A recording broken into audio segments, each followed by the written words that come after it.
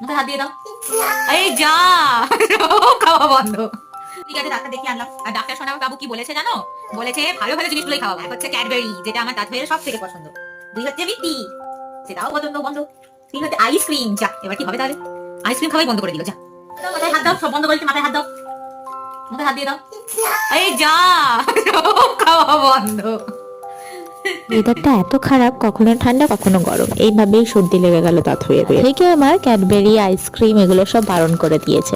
আমাদের বড়দেরই সর্দি কাশি হলে টেস্টে একটু প্রবলেম হয়, তো দাঁত হয়েরও সেম হয়েছে। এবার ওকে খাওয়ানোর জন্য আমাকে নানা রকম এক্সপেরিমেন্ট করতে হবে, তাই এগুলো আনালাম। তোমার দাঁত দেখি। ই বাবলি, তোমার পাপা কই? কোথায় পাপা কই? ওই তো পাপা।